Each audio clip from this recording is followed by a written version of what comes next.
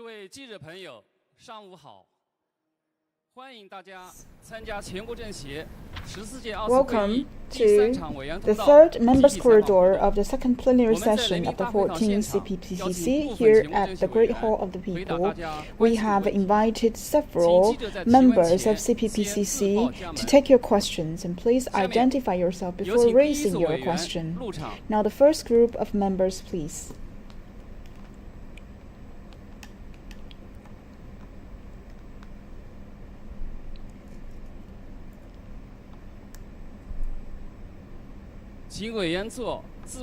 Please introduce yourselves. Good morning. I'm Lu Jing, 14th CPPCC National Committee member from China National Gold Group Corporation. Good morning. I am Lin Xiaofa from Jiumu Group. Good morning. I'm Zhu Songchun, 14th CPPCC member. I'm from Beijing Institute of General AI. Now the floor is open. Please raise your hands.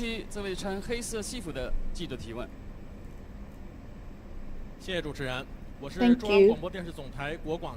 With CMG, my question goes to Member Lu Jing. Currently, we are at a new journey to realize China's modernization.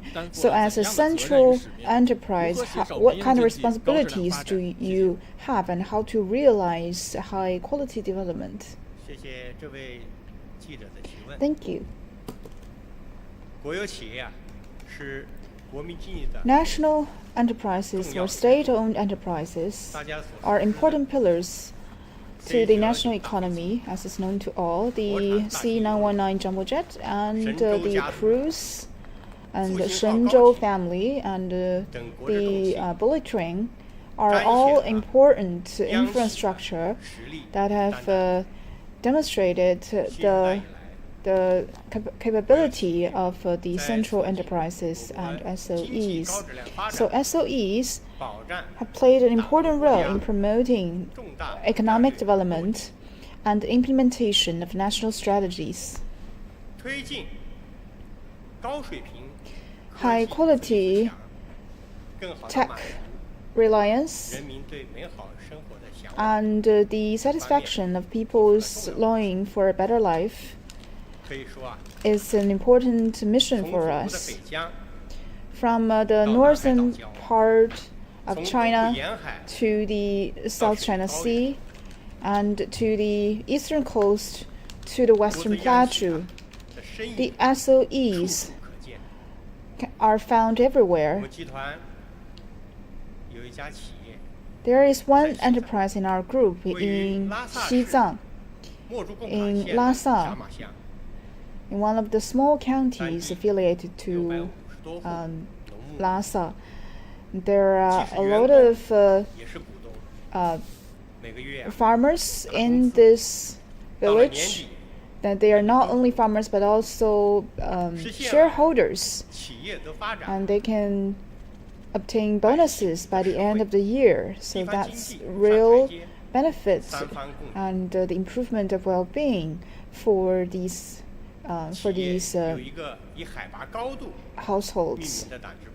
We also have a CPC committee named by its altitude called 300 CPC altitude. It's like a flag that's being raised in the plateau.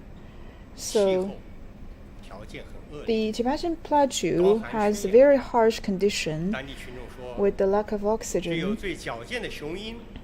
And people say that only the bravest eagle can fly over this mysterious land. The CPC committee at the plateau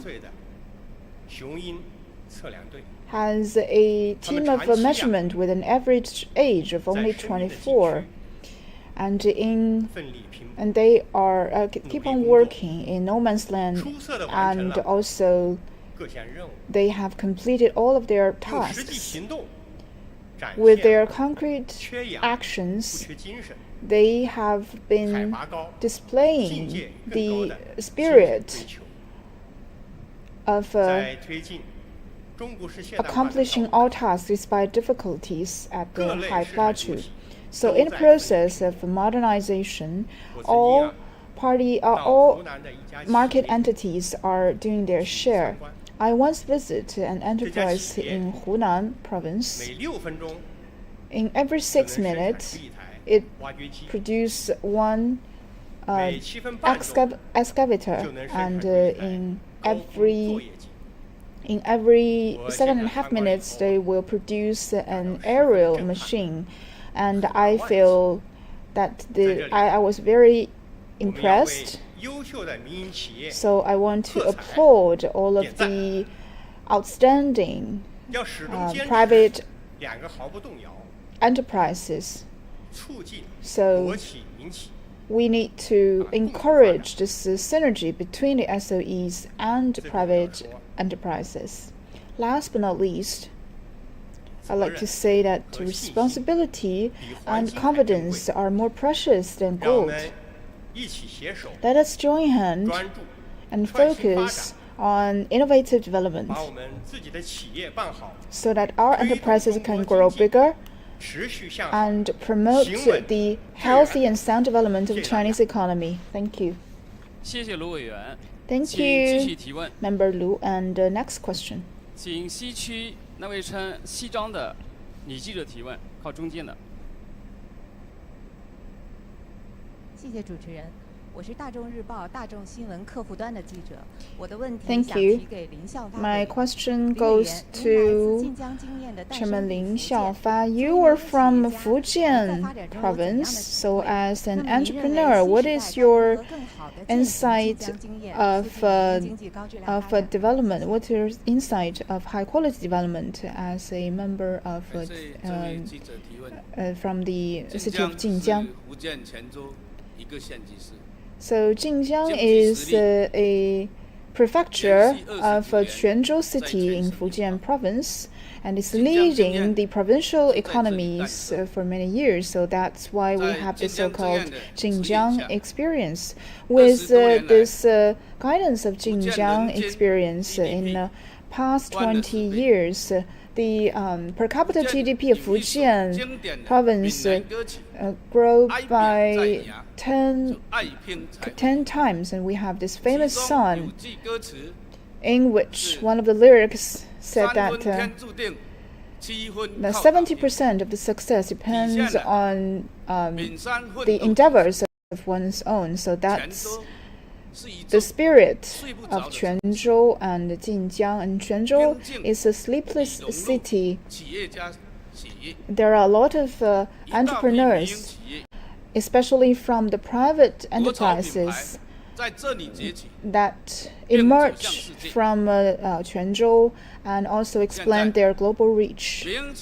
Currently, the private enterprises contribute to more than 70% of the tax return, the tax gains, and 90%, over 90% of market entities.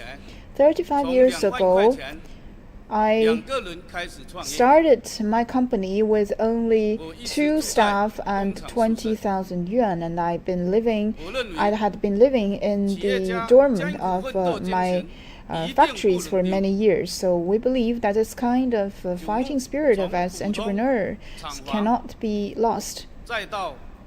We start from a very small factory to a very big manufacturer, and we realized the transformation of digital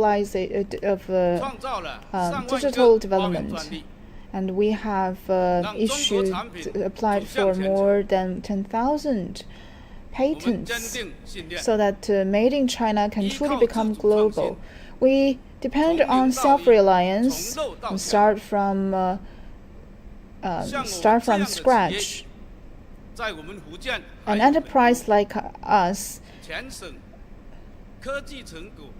we are not alone in Fujian, and there are a lot of companies like us And a lot of the innovative products are from private enterprises, and more than 80% of the tech centers in the province are from private enterprises, and more than 90% of high-tech companies are private enterprises. These achievements would not be possible without the strong leadership of the CPC Central Committee and the State Council. They have created a very favorable environment for private enterprises, so we can focus on our businesses and also make investment in an aggressive manner. So in this new journey for high-quality development, the entrepreneurs should continue to practice the Jinjiang spirit.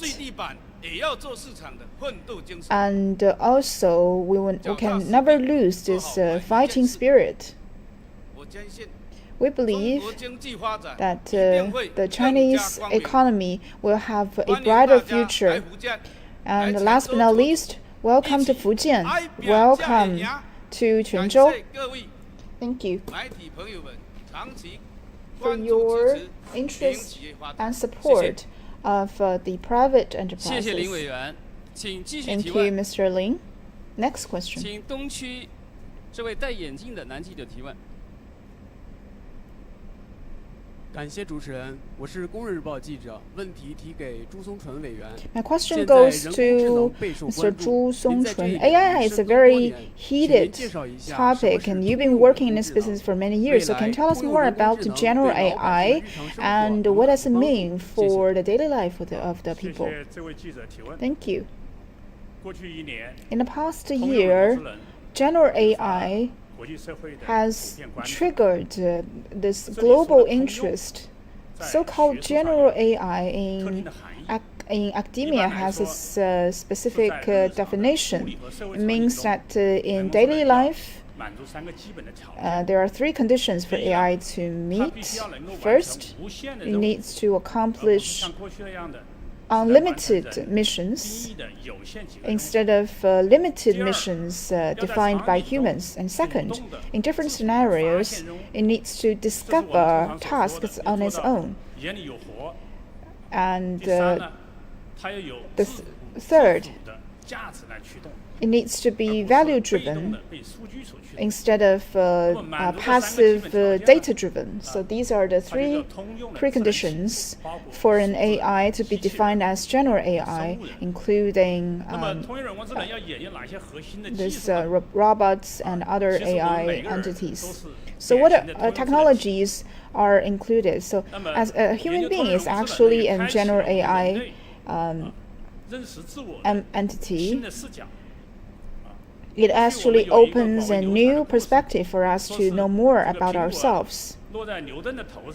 We all heard the story of how Newton discovered the gravity, but apples falling down, fall down every day, that would triggers this kind of thinking in our head.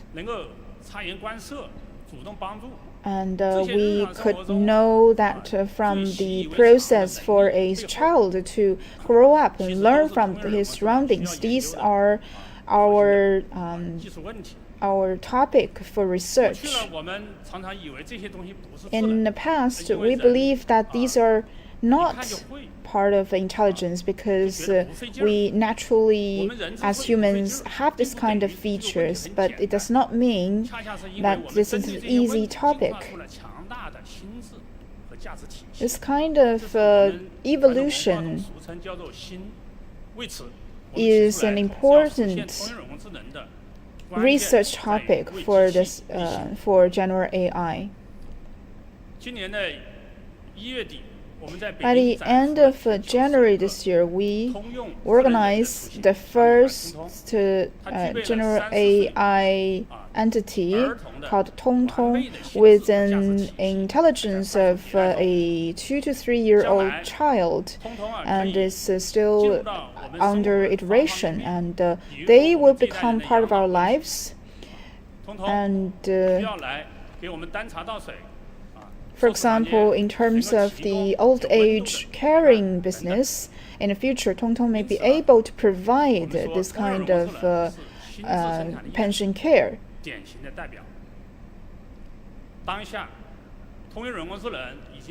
Currently, general AI has become an important high ground in global technology competition. To win this battle, we believe that the most important factor is talents. I opened up this special courses at PKU and Tsinghua University concerning general AI. And last year, with the support of MOE, 8 more universities join this program called the Tong program,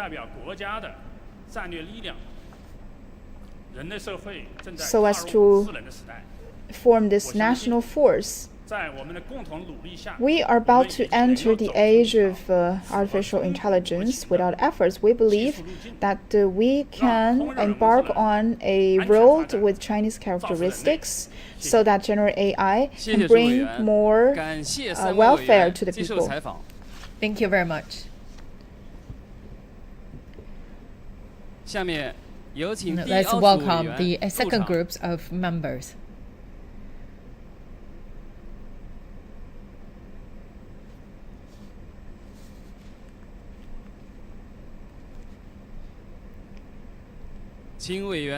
Please introduce yourself. Good morning. I'm CPPCC National Committee member. My name is Wang Chuanxi from Daicun village of Shandong province. Good morning. I'm also the member of CPPCC. My name is Li Mingjin from Shanghai Science and Technology Museum. Good morning. I'm the founder of CEO of Zhihu. My name is Zhou Yuan. The floor is open for questions.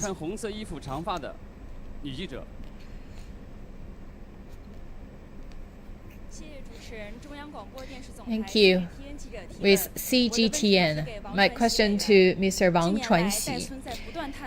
Daicun village has continued to explore the new way, bringing a hope and a good life to people, and how you developed a featured industry and bring the people towards a prosperous future. Thank you for your question. I grew up in the revolutionary village, Yimeng village. I also worked for 26 years. Growing a collective business always on top of our agenda, and that also should be centered on the A party's task. What we want to do is to not only enrich people's income, but also to enrich their knowledge. So talk about the income that increased more than the tenfold compared to a decade ago. And during this year's Spring Festival holiday, the Science and Technology Museum actually also attracted a lot of the tourists. The tourists visited a forest of the agricultural products, and they could not believe what they saw. They saw that here is no the insects. There's no really the extreme the conditions. A lot of things actually can be done automatically. And also the kids, they also visited the museum, and they love this place so much because for them, this is a dream factory. And here we also have the different markets, events, and also the Yimeng Old Street. There are many different sightseeing places. And during the Spring Festival, every day we have attracted 30,000 people per day. And the festive atmosphere also brought a happiness of Daicun village to all the people. So our villagers said that previously we admired so much the life of people living in the urban area, but right now you could see that the people from the urban area really love to spend some days here in Daicun village. I believe this is something that we heard quite a lot from our villagers. In recent years, we also emphasize on the agricultural resources. We did not waste any inch of our land. And we also extended our business along the agricultural industrial chain. We built the industrial park and also the training center, as well as parks that's all around the agriculture. The collective business has grown. And one village, they realized their dream, and they also to bring the other villages towards a brighter future. So we worked with 11 villages around us to plan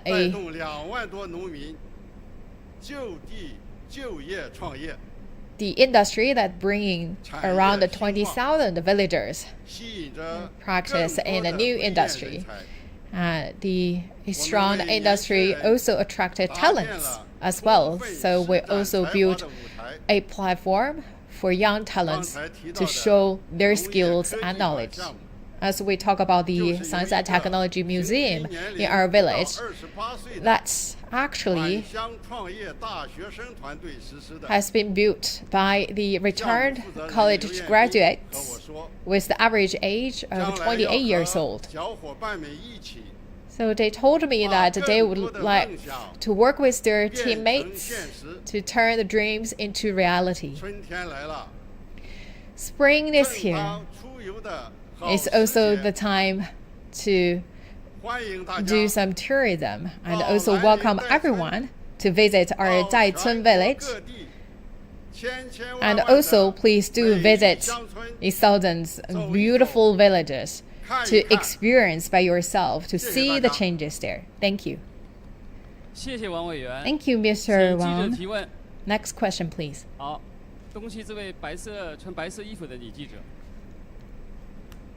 谢谢主持人，我是中国教育电视台的记者。我的问题 Education TV, my question to Mr. Ni Mingjing. The science and technology has developed very fast, and people always realize that importance of the education on science and technology.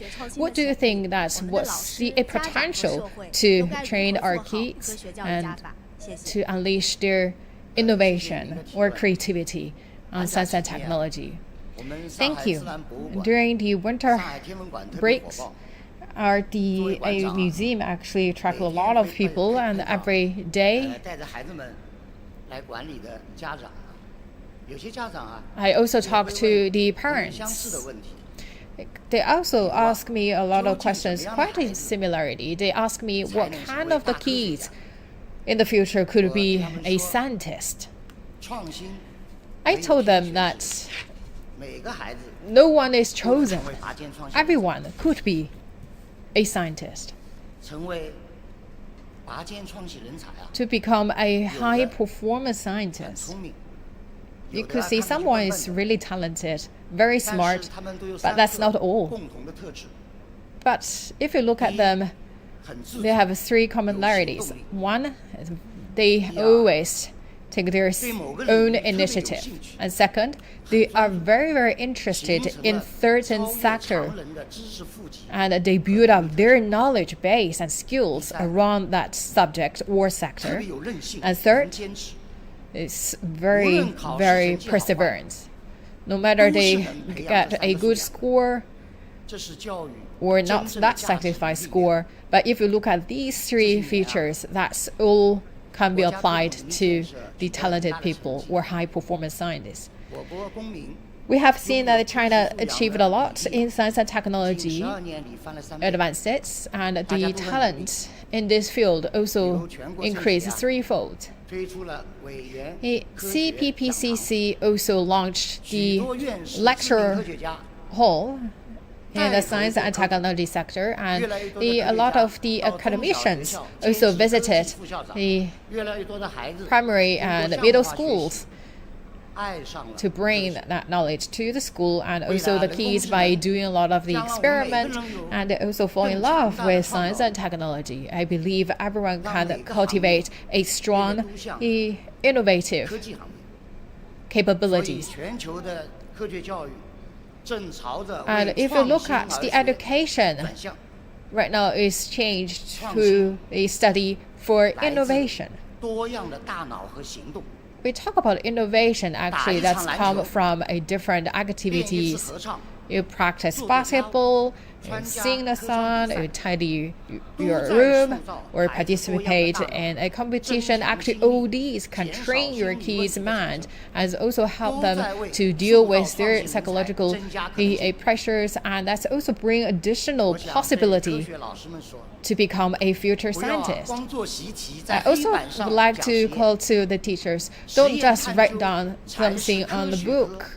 We talk about knowledge, especially science and technology, especially science. That should be something should hand on, should practice by their hands, because by doing so, they can find a lot of things they are interested. So when I really bring my hands together, it's like brain, right? So that is why I emphasize that please do something by your hands. Spend less time on games. I believe that the real world is more interesting than your virtual world, right? Let's cross your fingers and then touch your nose. And you can find that maybe I have two noses. You may be really curious and ask why. And you find that a phenomena and then start to explore the reason behind. You could see that this is a very easy, simple start point. Everything can be studied. Even in the rural area, they're also full of the resources waiting for exploration. Every piece of the leaves, flowers, even the blue skies, you name it, they are all the things that can be studied and explored. Not only study the poems, and you can also to listen to the scientist lectures, and also don't only play with dolls. You also can play with the other tools that help you to learn more knowledge in the science. And you should be happy because that your kids really fall in love with a lot of things. So that is why they could destroy some of the home appliances, but don't blame them. They maybe want to find a truth. So we also would like to encourage everyone to visit Science and Technology Museum. This is the place for your kids, really the golden cradle for them to study, cultivate their dream of a future scientist. Thank you. 那位穿褐色西服的女记者提问。谢谢主持人。人民日报、人民网记者提问。People's Daily. My question goes to Mr. Zhou Yuan. 我们想了解一下。 As a practitioner in the internet industry, how internet empowered the development, and also during that Q&A session, how the netizens can cultivate their new quality productive forces. Thank you for your question. I'm a practitioner in the internet industry. I'm also a veteran in this regard. I created my business. I also previously a journalist, and also could see that today the world changed so fast. There are new things coming out almost every day, so that require people who have a good study capability and also adapt to the changes. Talking about the internet, when you share knowledge and also learn new things, you always can find something valuable. in the internet. So I ask about what has impressed you the most in terms of the science and technology achievements. People mentioned about that the man-made the sun, and also the marbles, and that's also the questions that draw a lot of people's attention. And also I saw Mr. Gan Wenjun also shared with us that DA China launched the probe to study the sun, and also the scientists from the Beidou satellite team also provide their answers to this question online. Besides these questions, we also find the questions that are so close to people's day-to-day life.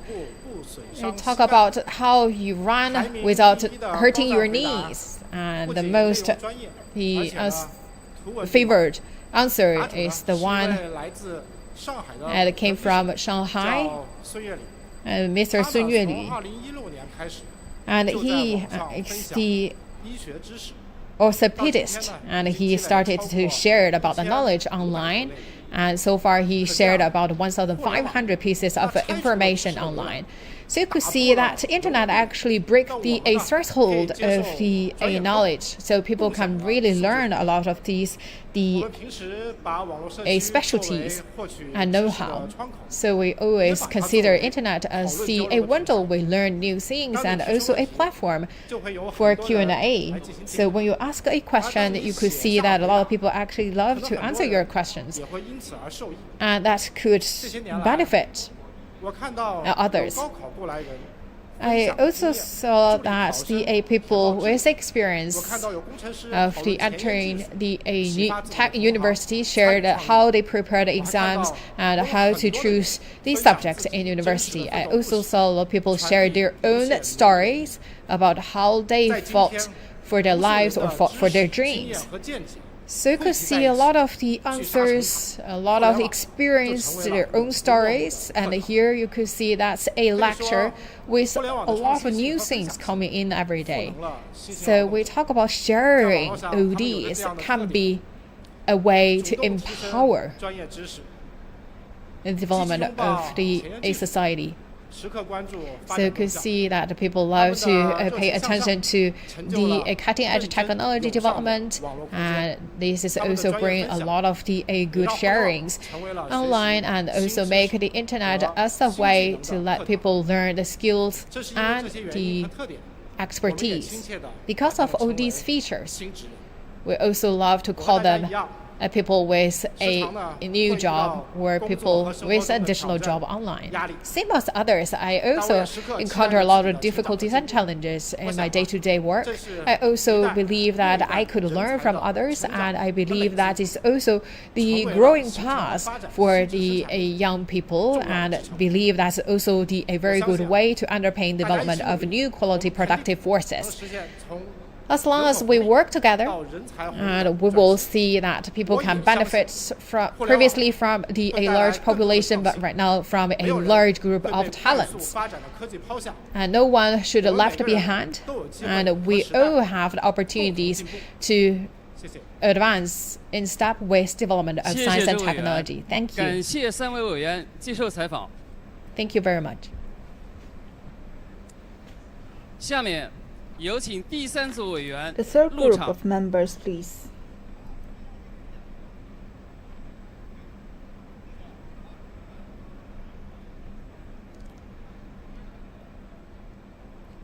请委员做自我介绍。 Please introduce yourselves. 大家好，我是全国建设委员谭锦秋。 Hello everyone, I'm Tan Ken Kao from Hong Kong Q-King Investment Holdings Group. 大家好，我是全国政协委员柯兰。 Hello everyone, I'm Ke Lan. 市政署。 I'm from Municipal Affairs Bureau of 大家好， Macau 我 SAR. 是全国政协委员。 Hello 台 everyone, 盟辽宁省委会主委 I 蔡 am 瑞 Cai Rui, Taiwan 请记者 Democratic 提问， Self-Government 请举手 League 示意。 of Liaoning Province. 请东区中 Please 间这位 raise your 穿浅绿 questions. 衣服的女记者提问。谢 Thank you. With China News Agency, my question goes to Mr. Tan. You've been working in the mainland from Hong Kong SAR, and can you give any suggestion to the young people in Hong Kong, and especially their development in the mainland? In the past years, China attaches great importance to high-quality development. I hope that the young people in Hong Kong and SAR can grasp this opportunity and develop themselves. I was born in Hong Kong in 1978 to 1979. I go back to the Chinese mainland with my family, and I discovered that it will take about one night to come from Hong Kong to Dongguan. So I bought a second-hand taxi, began to work as a taxi driver in Shenzhen. I was only in my 20s.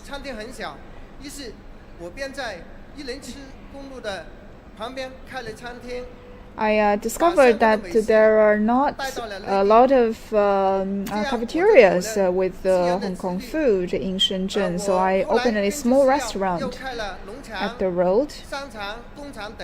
And later, I developed my business by opening up more restaurants and shopping malls and factories, and now I've been working in this business for more than 30 years. I am very privileged that I didn't miss out on the opportunity as a Hong Kong young people to develop in the Chinese mainland, and I believe that it's important for the young people to take on the opportunities. I have another story. There is a Hong Kong students who have graduated from the U.S. universities, and he came back from after graduation and discovered this golden opportunity of development in the Greater Bay Area, and also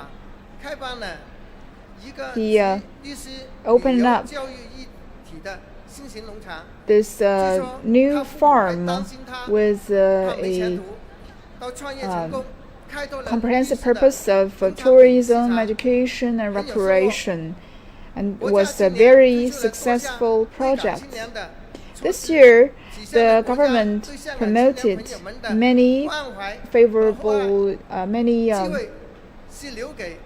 policies to support development of Hong Kong young people in their development in the mainland, and I believe that the opportunities are for those that work hard, and we hope that the young people in Hong Kong can take on this opportunity to develop themselves and contribute to the national development. Next question. 请西区那位穿红色西服的记者提问。 Thank you. With Macau Daily, my question goes to Vice President Ke Lan. The city of Macau SAR will play an important role in a Greater Bay Area development. So can you tell us more about the development and positioning of Macau in Greater Bay Area? After 5 years of construction, the Greater Bay Area has become one of the most promising and vibrant development region. Each time I took the plane and look at the Bay Area, I could see very beautiful neon lights, and I feel very proud to be part of its development. And this kind of emotions at heart can help us to further speed up the development in the Greater Bay Area and to form this unified market in this region. We believe that the market unification can have both soft connection and hard connections. And I am working currently at the Municipal Affairs Bureau. I'm responsible for the grocery market of Macau and also the export of Macau products to the mainland. So it's not only about food security, but also the ecological and biosecurity. With the support of the central government, we take on this quarantine work of the food product in Macau, and we're working with our mainland counterpart. And we have formulated this new supervision mission to move the checking point up front. We have also established this whitelist for plant and animals. Now you could travel between Hengqin and Macau with your pets. So now we are more like a big family. This has laid a solid foundation for our future development. Currently, the customer clearance has become smoother, and the people from two places are growing closer as well. We believe that the technological transfer and cooperation is only a reflection of this deep connection in between the Hong Kong, Macau, and Guangdong Greater Bay Area. We believe that it also registers the high-speed development of China. This year for Macau is a year of celebrations. Not only does it mark the 75th anniversary of the founding of the PRC, but also the 25th anniversary for the returning of Macau. So in this year, we will continue to put more efforts into the development of the Greater Bay Area so that we can contribute to the celebration and also the promotion of the one country, two system work in Macau as they are. Thank you, Ms. Ke. And next question. 请东区穿浅蓝色衣服的女记者。感谢主持人。我是中国日报记者。 With China Daily, my question goes to member Cai Rui. We know that we have the cultural cross-strait shares the same origin. So how do the young people between the strait, across the strait, work with each other, and what kind of functions do the young people in Taiwan play in this regard? As you can see, I am wearing a red tie because this is the year of the dragon, and I was born in the year of the dragon, so we are especially akin to the symbol of the dragon or the long. Last year we organized a study tour of people from both sides of the strait to go to the Longshan cultural site. I met a lot of young people from Taiwan to work here in the Chinese mainland. And a lot of them are working here and have settled down in the mainland. Professor Liang, for example, a concrete expert, is now working in the Normal University of Nanning, and his talents has been given full play, and he has multiple patents. And I've been compiling a lot of industrial standards. In Taiwan, they do not have a house of their own. In 2021, he bought a house in Nanning of Guangxi province, and he said that in the mainland he has a greater stage, and he could create bigger value. Besides Professor Liang, there are a lot of more young people that became entrepreneurs in the mainland. For example, we also see that there are partners that from the mainland as well as from Taiwan are setting up companies together. The founder said that in this process, all things are possible. He can make all kinds of innovations. As long as you have ideas, you will have opportunities. And currently, we are at an important stage for technological advancement and industrial innovation. So in this kind of integral development across the strait, the young people are a force that could not be neglected. Tomorrow would be February the 2nd, and also known as the day the dragon held up its head. And we believe that as inheritance of the dragons, we could continue our success this year. Thank you very much.